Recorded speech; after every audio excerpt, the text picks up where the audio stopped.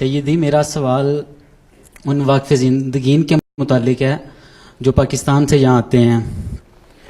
مثلاً اگر پاکستان میں وہ جامعہ احمدیہ کے طالب علم تھے، کچھ عرصہ تک وہاں تعلیم حاصل کرتے ہیں، لیکن کسی وجہ سے وہاں پہ وہ اپنی تعلیم مکمل نہیں کر سکے اور اس کے بعد یہاں پہ آ گئے ہیں. کسی وجہ سے اسی طرح یہ کہیں کہ ایسے لوگ جو وہاں جامعہ میں پڑھتے تھے وہاں سے نکال دیے گئے یا خود دوڑائے ہیں اور یہاں یورپ میں آ گئے پیسہ کمانے کے لیے.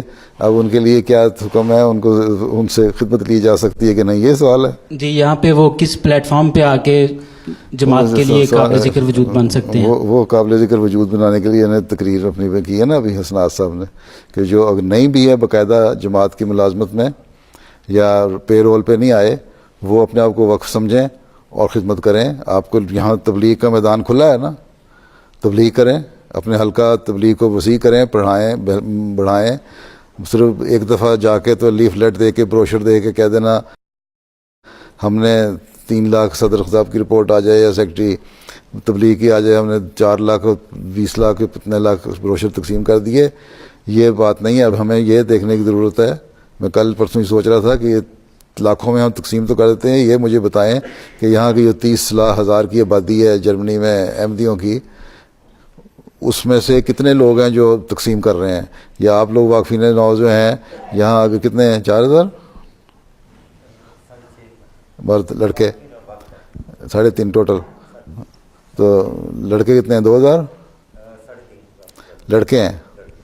ٹھیک، ہر لڑکا جو انوالو ہو جائے اگر تبلیغ کے میدان میں، تو بروشر کے ساتھ ساتھ ذاتی رابطے اور تبلیغ ہوتی رہے، تو بڑا وسیع میدان ہے. آپ کو کر سکتے ہیں کام تو ایکسپلور کرنا، نئے نئے نکالنا ذریعے، یہ تو آپ لوگوں کا کام ہے.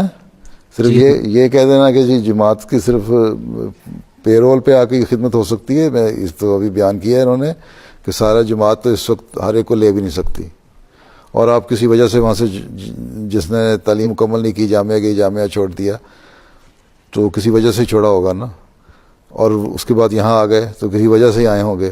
اب یہاں آ کے آپ کو آزادی ہے، آپ کے مالی حالات نسبتاً بہتر ہیں پاکستان کی نسبت، آپ کے پاس مذہب کی آزادی پاکستان سے 100% زیادہ ہے، اور مختلف قسم کی اور سہولتیں بھی ہیں، تو ان سے فائدہ اٹھائیں اور جماعت کے کام کریں.